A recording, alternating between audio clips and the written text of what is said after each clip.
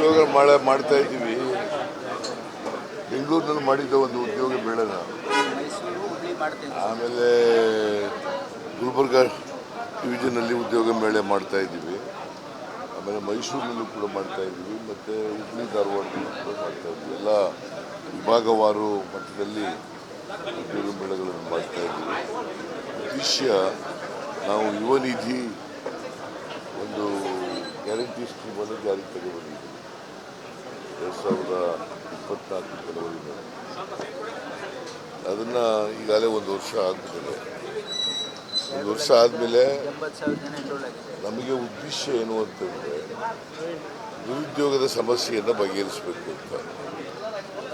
ನಿರುದ್ಯೋಗಿಗಳಿಗೆ ಉದ್ಯೋಗ ಕೊಡಬೇಕು. ಅದಕ್ಕೋಸ್ಕರ 2 ವರ್ಷದ ಭತ್ಯೆ ಕೊಡ್ತಾ ಇದ್ದೀವಿ. ಗ್ರ್ಯಾಜುಯೇಷನ್ಗೆ 3,000 ರೂಪಾಯಿ, ಡಿಪ್ಲೊಮಾ ಹೋಲ್ಡರ್ಸ್ಗೆ 1,000 ರೂಪಾಯಿ ಕೊಡ್ತಾ ಇದ್ದೀವಿ.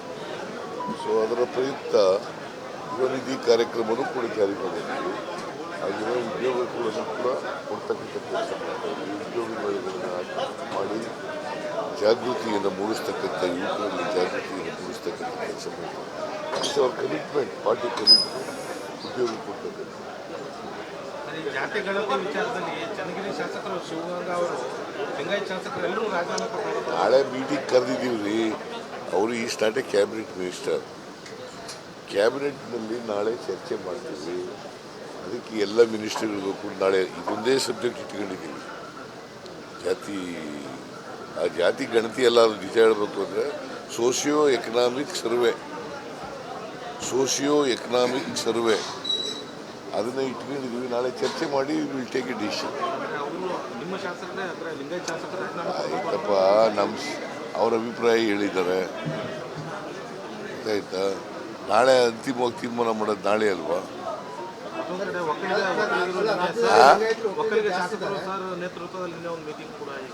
ಮಾಡಲಿ, ಈಗ ಅವ್ರ ಅಭಿಪ್ರಾಯ ಹೇಳ್ಬೇಕಂದ್ರೆ ನಾಳೆ ಇವರು 5 ಜನ ಇದ್ದಾರೆ ಒಕ್ಕಲಿಗ ಮಿನಿಸ್ಟರ್ಸ್.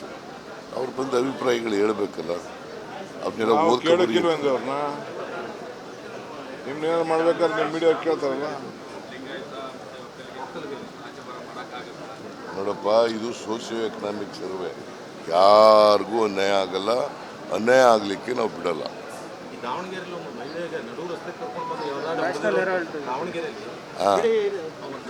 ಮಹಿಳೆಯನ್ನ ನಡು ರಸ್ತೆಯಲ್ಲಿ ಎಳೆದಾಡಿ ಸಿಕ್ಕಾಪಟ್ಟೆ ಹೊಡೆದಿರೋದು ಸರಿಯಾಗಿ ಕಾನೂನು ಪಾಲನೆ ಆಗ್ತಾ ಇದೆ ಅಂತ ಹೇಳ್ತಾರೆ. ಕಾನೂನು ಯಾರೇ ತಪ್ಪು ಮಾಡಿದ್ರು ಕೂಡ, ಕಾನೂನು ಉಲ್ಲಂಘನೆ ಮಾಡಿದ್ರು ಕೂಡ, ಯಾರೇ ರಸ್ತೆಯಲ್ಲಿ ಅವರು ಕಾನೂನನ್ನು ಉಲ್ಲಂಘನೆ ಮಾಡಿ ಯಾರು ಮಾಡ್ತಾರೆ, ಅವರು ಯಾರೇ ಎಷ್ಟೇ ಪ್ರಬಲರಾಗಿದ್ದರೂ ಕೂಡ, ಎಷ್ಟೇ ಶಕ್ತಿವಂತರಾಗಿದ್ದರೂ ಕೂಡ, ಎಷ್ಟೇ ರಾಜಕೀಯ ಶಕ್ತಿ ಇದ್ರೂ ಕೂಡ ಅವ್ರನ್ನ ಬಿಡಲ್ಲ, ಬಲಿಯಾಗ್ತೀವಿ. ಕಾನೂನು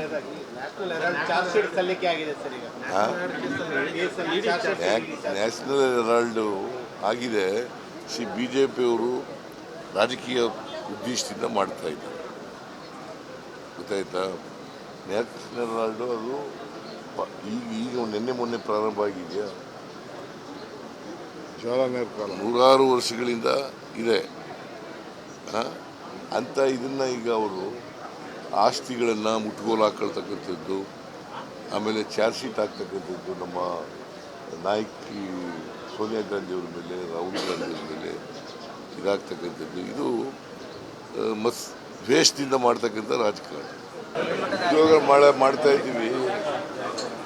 ಬೆಂಗಳೂರಿನಲ್ಲಿ ಮಾಡಿದ್ದ ಒಂದು ಉದ್ಯೋಗ ಮೇಳನ, ಆಮೇಲೆ ಗುಲ್ಬರ್ಗ ಡಿವಿಷನಲ್ಲಿ ಉದ್ಯೋಗ ಮೇಳ ಮಾಡ್ತಾ ಇದ್ದೀವಿ, ಆಮೇಲೆ ಮೈಸೂರಿನಲ್ಲೂ ಕೂಡ ಮಾಡ್ತಾ ಇದ್ದೀವಿ, ಮತ್ತು ಹುಬ್ಳಿ ಧಾರವಾಡದಲ್ಲೂ ಕೂಡ ಮಾಡ್ತಾ ಇದ್ದೀವಿ. ಎಲ್ಲ ವಿಭಾಗವಾರು ಮಟ್ಟದಲ್ಲಿ ಉದ್ಯೋಗ ಮೇಳಗಳನ್ನು ಮಾಡ್ತಾ ಇದ್ದೀವಿ. ಉದ್ದೇಶ ನಾವು ಯುವ ನಿಧಿ ಒಂದು ಗ್ಯಾರಂಟಿ ಸ್ಕೀಮನ್ನು ಜಾರಿಗೆ ತಗೊಂಡಿದ್ದೀವಿ 2024 ಜನವರಿನಲ್ಲಿ. ಅದನ್ನು ಈಗಾಗಲೇ ಒಂದು ವರ್ಷ ಆಗ್ತಿದೆ. ಒಂದು ವರ್ಷ ಆದಮೇಲೆ ನಮಗೆ ಉದ್ದೇಶ ಏನು ಅಂತಂದರೆ ನಿರುದ್ಯೋಗದ ಸಮಸ್ಯೆಯನ್ನು ಬಗೆಹರಿಸಬೇಕು ಅಂತ. ನಿರುದ್ಯೋಗಿಗಳಿಗೆ ಉದ್ಯೋಗ ಕೊಡಬೇಕು. ಅದಕ್ಕೋಸ್ಕರ 2 ವರ್ಷದ ಭತ್ಯೆ ಕೊಡ್ತಾ ಇದ್ದೀವಿ. ಗ್ರ್ಯಾಜುಯೇಷನ್ಗೆ 3,000 ರೂಪಾಯಿ, ಡಿಪ್ಲೊಮಾ ಹೋಲ್ಡರ್ಸ್ಗೆ 1,000 ರೂಪಾಯಿ ಕೊಡ್ತಾ ಇದ್ದೀವಿ. ಸೊ ಅದರ ಪ್ರಯುಕ್ತ ಯುವ ನಿಧಿ ಕಾರ್ಯಕ್ರಮನೂ ಕೂಡ ಜಾರಿ ಮಾಡಿದ್ದೀವಿ. ಹಾಗೆಯೇ ಉದ್ಯೋಗಗಳನ್ನು ಕೂಡ ಕೊಡ್ತಕ್ಕಂಥ ಕೆಲಸ ಮಾಡ್ತಾ ಇದ್ದೀವಿ. ಉದ್ಯೋಗ ಮೇಳಗಳನ್ನು ಮಾಡಿ ಜಾಗೃತಿಯನ್ನು ಮೂಡಿಸ್ತಕ್ಕಂಥ ಯುವಕರಲ್ಲಿ ಜಾಗೃತಿಯನ್ನು ಮೂಡಿಸ್ತಕ್ಕಂಥ ಕೆಲಸ ಮಾಡ್ತೀವಿ. It's hour commitment, party commitment ಉದ್ಯೋಗ ಕೊಡ್ತಕ್ಕಂಥ. ಈ ಜಾತಿ ಗಣತಿ ವಿಚಾರದಲ್ಲಿ ಚನ್ನಗಿರಿ ಶಾಸಕರು ಶಿವಗಂಗಾ ಅವರು ಲಿಂಗಾಯತ್ ಶಾಸಕರು ಎಲ್ಲರೂ ರಾಜೀನಾಮೆ ಕೊಟ್ಟರು. ನಾಳೆ ಮೀಟಿಂಗ್ ಕರೆದಿದ್ದೀವಿ ರೀ. ಅವರು is not a cabinet minister. ಕ್ಯಾಬಿನೆಟ್ನಲ್ಲಿ ನಾಳೆ ಚರ್ಚೆ ಮಾಡ್ತೀವಿ. ಅದಕ್ಕೆ ಎಲ್ಲ ಮಿನಿಸ್ಟರ್ಗಳಿಗೂ ಕೂಡ ನಾಳೆ ಇದೊಂದೇ ಸಬ್ಜೆಕ್ಟ್ ಇಟ್ಕೊಂಡಿದ್ದೀವಿ. ಜಾತಿ ಗಣತಿ ಎಲ್ಲ ನಿಜ ಹೇಳಬೇಕು ಅಂದರೆ ಸೋಷಿಯೋ ಎಕನಾಮಿಕ್ ಸರ್ವೆ ಅದನ್ನು ಇಟ್ಕೊಂಡಿದ್ದೀವಿ. ನಾಳೆ ಚರ್ಚೆ ಮಾಡಿ ವಿಲ್ ಟೇಕ್ ಎ ಡಿಸಿಷನ್. ಅವರು ನಿಮ್ಮ ಶಾಸಕರೇ ಅಂದರೆ ಲಿಂಗಾಯತ್ ಶಾಸಕರು ಆಯ್ತಪ್ಪ, ಅವ್ರ ಅಭಿಪ್ರಾಯ ಹೇಳಿದ್ದಾರೆ. ಆಯ್ತಾ, ನಾಳೆ ಅಂತಿಮವಾಗಿ ತೀರ್ಮಾನ ಮಾಡೋದು ನಾಳೆ ಅಲ್ವಾ? ಒಕ್ಕಲಿಗ ಶಾಸಕರು ಸರ್ ನೇತೃತ್ವದಲ್ಲಿ ಒಂದು ಮೀಟಿಂಗ್ ಕೂಡ ಮಾಡಲಿ. ಈಗ ಅವ್ರ ಅಭಿಪ್ರಾಯ ಹೇಳ್ಬೇಕಂದ್ರೆ ನಾಳೆ ಇವರು 5 ಜನ ಇದ್ದಾರೆ ಒಕ್ಕಲಿಗ ಮಿನಿಸ್ಟರ್ಸ್. ಅವ್ರು ಬಂದ ಅಭಿಪ್ರಾಯಗಳು ಹೇಳ್ಬೇಕಲ್ಲ. ಅವನ್ನೆಲ್ಲ ಓದ್ಕೊಂಡು ಅವ್ರನ್ನ ನಿಮ್ನೇನಾರು ಮಾಡ್ಬೇಕಾದ್ರೆ ನಿಮ್ಮ ಮೀಡಿಯಾ ಕೇಳ್ತಾರಲ್ಲ.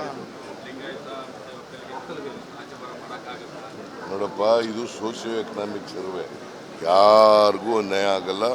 ಅನ್ಯಾಯ ಆಗಲಿಕ್ಕೆ ನಾವು ಬಿಡಲ್ಲ. ದಾವಣಗೆರೆಯಲ್ಲಿ ಒಂದು ಮಹಿಳೆಗೆ ನಡು ರಸ್ತೆ ಕರ್ಕೊಂಡು ಬಂದು ದಾವಣಗೆರೆಯಲ್ಲಿ ಒಂದು ಮಹಿಳೆನ ನಡು ರಸ್ತೆಯಲ್ಲಿ ಎಳೆದಾಡಿ ಸಿಕ್ಕಾಪಟ್ಟೆ ಹೊಡೆದಿರೋದು ಸರಿಯಾಗಿ ಕಾನೂನು ಪಾಲನೆ ಆಗ್ತಾ ಇದೆ ಅಂತ ಹೇಳ್ತಾ ಇದ್ದಾರೆ. ಕಾನೂನು ಯಾರೇ ತಪ್ಪು ಮಾಡಿದ್ರು ಕೂಡ, ಕಾನೂನು ಉಲ್ಲಂಘನೆ ಮಾಡಿದ್ರು ಕೂಡ, ಯಾರೇ ರಸ್ತೆಯಲ್ಲಿ ಅವರು ಕಾನೂನನ್ನು ಉಲ್ಲಂಘನೆ ಮಾಡಿ ಯಾರು ಮಾಡ್ತಾರೆ, ಅವ್ರು ಯಾರೇ ಎಷ್ಟೇ ಪ್ರಬಲರಾಗಿದ್ದರೂ ಕೂಡ, ಎಷ್ಟೇ ಶಕ್ತಿವಂತರಾಗಿದ್ದರೂ ಕೂಡ, ಎಷ್ಟೇ ರಾಜಕೀಯ ಶಕ್ತಿ ಇದ್ರೂ ಕೂಡ ಅವ್ರನ್ನ ಬಿಡಲ್ಲ, ಬಲಿಯಾಗ್ತೀವಿ. ಕಾನೂನು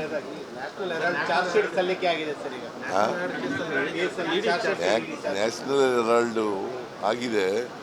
BJPಯವರು ರಾಜಕೀಯ ಉದ್ದೇಶದಿಂದ ಮಾಡ್ತಾ ಇದ್ದಾರೆ, ಗೊತ್ತಾಯ್ತಾ? ನ್ಯಾಷನಲ್ ಹೆರಾಲ್ಡು ಅದು ಈಗ ನಿನ್ನೆ ಮೊನ್ನೆ ಪ್ರಾರಂಭ ಆಗಿದೆಯಾ? ನೂರಾರು ವರ್ಷಗಳಿಂದ ಇದೆ ಅಂತ. ಇದನ್ನು ಈಗ ಅವರು ಆಸ್ತಿಗಳನ್ನು ಮುಟ್ಗೋಲು ಹಾಕೊಳ್ತಕ್ಕಂಥದ್ದು, ಆಮೇಲೆ ಚಾರ್ಜ್ ಶೀಟ್ ಹಾಕ್ತಕ್ಕಂಥದ್ದು ನಮ್ಮ ನಾಯಕಿ ಸೋನಿಯಾ ಗಾಂಧಿಯವ್ರ ಮೇಲೆ, ರಾಹುಲ್ ಗಾಂಧಿಯವ್ರ ಮೇಲೆ ಇದಾಗ್ತಕ್ಕಂಥದ್ದು, ಇದು ದ್ವೇಷದಿಂದ ಮಾಡ್ತಕ್ಕಂಥ ರಾಜಕಾರಣ. ಉದ್ಯೋಗ ಮಾಡ್ತಾ ಇದ್ದೀವಿ. ಬೆಂಗಳೂರಿನಲ್ಲಿ ಮಾಡಿದ್ದ ಒಂದು ಉದ್ಯೋಗ ಮೇಳನ, ಆಮೇಲೆ ಗುಲ್ಬರ್ಗ ಡಿವಿಷನಲ್ಲಿ ಉದ್ಯೋಗ ಮೇಳ ಮಾಡ್ತಾ ಇದ್ದೀವಿ, ಆಮೇಲೆ ಮೈಸೂರಿನಲ್ಲೂ ಕೂಡ ಮಾಡ್ತಾ ಇದ್ದೀವಿ, ಮತ್ತು ಹುಬ್ಬಳ್ಳಿ ಧಾರವಾಡದಲ್ಲೂ ಕೂಡ ಮಾಡ್ತಾ ಇದ್ದೀವಿ. ಎಲ್ಲ ವಿಭಾಗವಾರು ಮಟ್ಟದಲ್ಲಿ ಉದ್ಯೋಗ ಮೇಳಗಳನ್ನು ಮಾಡ್ತಾ ಇದ್ದೀವಿ. ಉದ್ದೇಶ ನಾವು ಯುವ ನಿಧಿ ಒಂದು ಗ್ಯಾರಂಟಿ ಸ್ಕೀಮನ್ನು ಜಾರಿಗೆ ತಗೊಂಡಿದ್ದೀವಿ 2024 ಜನವರಿನಲ್ಲಿ. ಅದನ್ನು ಈಗಾಗಲೇ 1 ವರ್ಷ ಆಗ್ತದೆ. 1 ವರ್ಷ ಆದಮೇಲೆ ನಮಗೆ ಉದ್ದೇಶ ಏನು ಅಂತಂದರೆ ನಿರುದ್ಯೋಗದ ಸಮಸ್ಯೆಯನ್ನು ಬಗೆಹರಿಸಬೇಕು ಅಂತ. ನಿರುದ್ಯೋಗಿಗಳಿಗೆ ಉದ್ಯೋಗ ಕೊಡಬೇಕು. ಅದಕ್ಕೋಸ್ಕರ 2 ವರ್ಷದ ಭತ್ಯೆ ಕೊಡ್ತಾ ಇದ್ದೀವಿ. ಗ್ರ್ಯಾಜುಯೇಷನ್ಗೆ 3,000 ರೂಪಾಯಿ, ಡಿಪ್ಲೊಮಾ ಹೋಲ್ಡರ್ಸ್ಗೆ 1,000 ರೂಪಾಯಿ ಕೊಡ್ತಾ ಇದ್ದೀವಿ. ಸೊ ಅದರ ಪ್ರಯುಕ್ತ ಯುವ ನಿಧಿ ಕಾರ್ಯಕ್ರಮನೂ ಕೂಡ ಜಾರಿ ಮಾಡಿದ್ದೀವಿ. ಹಾಗೆಯೇ ಉದ್ಯೋಗಗಳನ್ನು ಕೂಡ ಕೊಡ್ತಕ್ಕಂಥ ಕೆಲಸ ಮಾಡ್ತಾ ಇದ್ದೀವಿ. ಉದ್ಯೋಗ ಮೇಳಗಳನ್ನು ಮಾಡಿ ಜಾಗೃತಿಯನ್ನು ಮೂಡಿಸ್ತಕ್ಕಂಥ ಯುವಕರಲ್ಲಿ ಜಾಗೃತಿಯನ್ನು ಮೂಡಿಸ್ತಕ್ಕಂಥ ಕೆಲಸ ಮಾಡ್ತೀವಿ. It's hour commitment, party commitment ಉದ್ಯೋಗ ಕೊಡ್ತಕ್ಕಂಥ. ಜಾತಿ ಗಣತಿ ವಿಚಾರದಲ್ಲಿ ಚನ್ನಗಿರಿ ಶಾಸಕರು ಶಿವಗಂಗಾ ಅವರು ಲಿಂಗಾಯತ್ ಶಾಸಕರು ಎಲ್ಲರೂ ರಾಜೀನಾಮೆ ಕೊಟ್ಟರು. ನಾಳೆ ಮೀಟಿಂಗ್ ಕರೆದಿದ್ದೀವಿ ರೀ. ಅವರು is not a cabinet minister. ಕ್ಯಾಬಿನೆಟ್ನಲ್ಲಿ ನಾಳೆ ಚರ್ಚೆ ಮಾಡ್ತೀವಿ. ಅದಕ್ಕೆ ಎಲ್ಲ ಮಿನಿಸ್ಟರ್ಗಳಿಗೂ ಕೂಡ ನಾಳೆ ಇದೊಂದೇ ಸಬ್ಜೆಕ್ಟ್ ಇಟ್ಕೊಂಡಿದ್ದೀವಿ. ಜಾತಿ ಗಣತಿ ಎಲ್ಲ ನಿಜ ಹೇಳಬೇಕು ಅಂದರೆ ಸೋಷಿಯೋ ಎಕನಾಮಿಕ್ ಸರ್ವೆ ಅದನ್ನು ಇಟ್ಕೊಂಡಿದ್ದೀವಿ. ನಾಳೆ ಚರ್ಚೆ ಮಾಡಿ ವಿಲ್ ಟೇಕ್ ಎ ಡಿಸಿಷನ್. ನಿಮ್ಮ ಶಾಸಕರೇ ಅಂದರೆ ಲಿಂಗಾಯತ್ ಶಾಸಕರು ಆಯ್ತಪ್ಪ, ಅವ್ರ ಅಭಿಪ್ರಾಯ ಹೇಳಿದ್ದಾರೆ. ಆಯ್ತಾ, ನಾಳೆ ಅಂತಿಮವಾಗಿ ತೀರ್ಮಾನ ಮಾಡೋದು ನಾಳೆ ಅಲ್ವಾ? ಮತ್ತೊಂದು ಕಡೆ ಒಕ್ಕಲಿಗ ಶಾಸಕರು ಸರ್ ನೇತೃತ್ವದಲ್ಲಿ ನಿನ್ನೆ ಒಂದು ಮೀಟಿಂಗ್ ಕೂಡ ಆಗಿದ್ದು. ಮಾಡಲಿ, ಈಗ ಅವ್ರ ಅಭಿಪ್ರಾಯ ಹೇಳ್ಬೇಕಲ್ಲ. ನಾಳೆ ಇವರು 5 ಜನ ಇದ್ದಾರೆ ಒಕ್ಕಲಿಗ ಮಿನಿಸ್ಟರ್ಸ್, ಅವ್ರು ಬಂದು ಅಭಿಪ್ರಾಯಗಳು ಹೇಳ್ಬೇಕಲ್ಲ. ಅವನ್ನೆಲ್ಲ ಓದ್ಕೊಂಡು ಕೇಳಿಲ್ವಂದ್ರೆ ಅವ್ರನ್ನ ನಿಮ್ನೇನಾರು ಮಾಡ್ಬೇಕಾದ್ರೆ ನಿಮ್ಮ ಮೀಡಿಯಾ ಕೇಳ್ತಾರಲ್ಲ. ನೋಡಪ್ಪ, ಇದು ಸೋಷಿಯೋ ಎಕನಾಮಿಕ್ ಸರ್ವೆ, ಯಾರಿಗೂ ಅನ್ಯಾಯ ಆಗಲ್ಲ. ಅನ್ಯಾಯ ಆಗಲಿಕ್ಕೆ ನಾವು ಬಿಡಲ್ಲ. ಈ ದಾವಣಗೆರೆಯಲ್ಲಿ ಒಂದು ಮಹಿಳೆಗೆ ನಡು ರಸ್ತೆ ಕರ್ಕೊಂಡು ಬಂದು ದಾವಣಗೆರೆಯಲ್ಲಿ ಒಂದು ಮಹಿಳೆನ ನಡು ರಸ್ತೆಯಲ್ಲಿ ಎಳೆದಾಡಿ ಸಿಕ್ಕಾಪಟ್ಟೆ ಹೊಡೆದಿರೋದು ಸರಿಯಾಗಿ ಕಾನೂನು ಪಾಲನೆ ಆಗ್ತಾ ಇದೆ ಅಂತ ಹೇಳ್ತಾರೆ. ಕಾನೂನು ಯಾರೇ ತಪ್ಪು ಮಾಡಿದ್ರು ಕೂಡ, ಕಾನೂನು ಉಲ್ಲಂಘನೆ ಮಾಡಿದ್ರು ಕೂಡ, ಯಾರೇ ರಸ್ತೆಯಲ್ಲಿ ಅವರು ಕಾನೂನನ್ನು ಉಲ್ಲಂಘನೆ ಮಾಡಿ ಯಾರು ಮಾಡ್ತಾರೆ, ಅವ್ರು ಯಾರೇ ಎಷ್ಟೇ ಪ್ರಬಲರಾಗಿದ್ದರೂ ಕೂಡ, ಎಷ್ಟೇ ಶಕ್ತಿವಂತರಾಗಿದ್ದರೂ ಕೂಡ, ಎಷ್ಟೇ ರಾಜಕೀಯ ಶಕ್ತಿ ಇದ್ದರೂ ಕೂಡ ಅವ್ರನ್ನ ಬಿಡಲ್ಲ, ಬಲಿಯಾಗ್ತೀವಿ. ಕಾನೂನು